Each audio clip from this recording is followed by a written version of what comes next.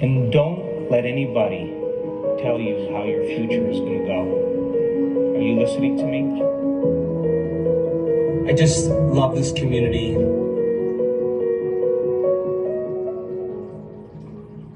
Greetings, everyone. Dr. Joe here. I wanted to take a few moments and talk to you about this meditation called Love the Life You Love, and give you an understanding of the inspiration behind me creating this meditation.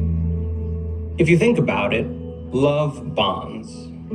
Love bonds us. It bonds us to each other, and healthy relationships share this feeling called love. And when we feel love in a relationship, we come closer together, we unite, we connect in some way. By the same means, you can fall in love or bond to a future reality, a future experience, before the actual experience occurs. So it is, in a sense, the glue that bonds everything together, right down to the atomic level, to everything physical and material in this three-dimensional universe.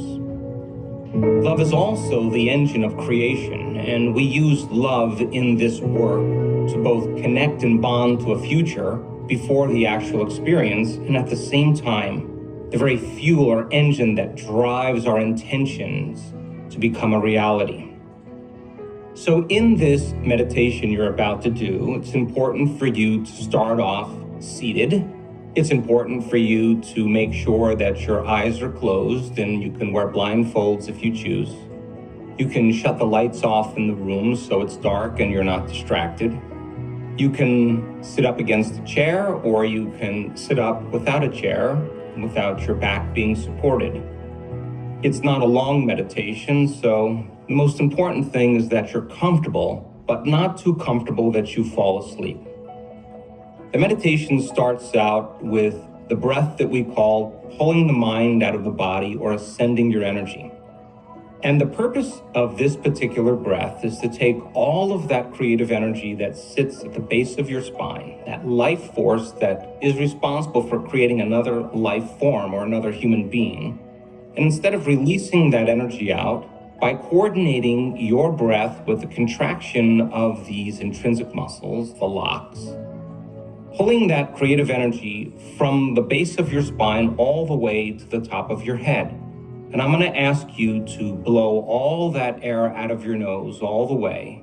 And once you blow all that air out of your nose, I'm going to ask you to hold it. And when you do that, you'll naturally start to lock these muscles down. I want you to move your attention to your perineum, your pelvic floor, and as you inhale, I want you to draw that energy up by lifting those muscles up and beginning to pull that energy with your breath out of your perineum into your lower abdomen. I'm going to ask you to pull your belly button to the spine. You're going to follow your breath to your upper abdomen, to your core. I'm going to ask you to lock that down.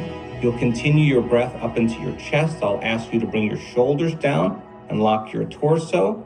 Follow your breath continuously through your throat. I'm going to ask you to straighten your spine and continue your breath all the way up to the top of your head. Now, when you get to the top of your head, I want you to hold your breath and keep your attention on the top of your head. And then I'm going to ask you to lift those muscles up, drop down your shoulders, straighten your spine, and then pump and squeeze those muscles a little bit more. And as you do that, hold it for a few seconds and then relax and feel. Our research suggests that when you do this breath, you begin to create a very, very different brainwave pattern and deliver more energy into your brain that causes you to become more aware, more conscious. In fact, it's the brainwave state of superconsciousness. For those of you who need more resources on the breath, you could always go to drjoedispenza.com. You can look under frequently asked questions on our website.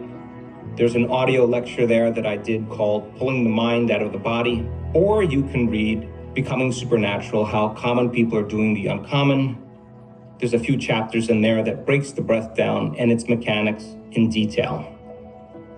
Once you finish the breath, the music will change, and I'm going to ask you to begin to broaden your awareness to space, to nothing.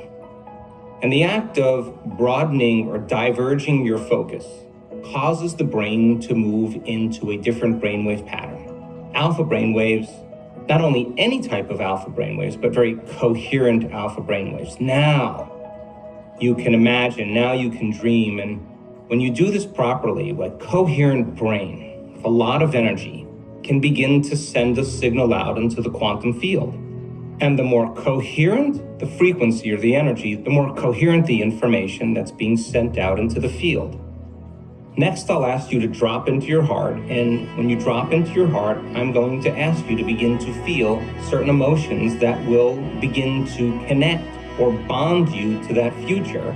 And when you begin to feel these elevated emotions, our research also suggests that the heart begins to function in a more coherent fashion.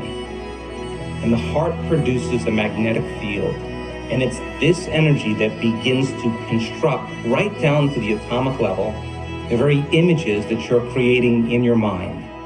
So these elevated emotions then not only drive the vision of your future, but it also magnetically draws your future to you. And the more coherent the heart, the stronger the magnetism. And when you have a coherent heart and a coherent brain, you are now producing a whole different electromagnetic signature into the field. And whatever you broadcast into the field becomes your experiment with destiny. So I hope then that you can begin to see the byproducts of this meditation through the experiences in your life that you love into your life. I hope you enjoy.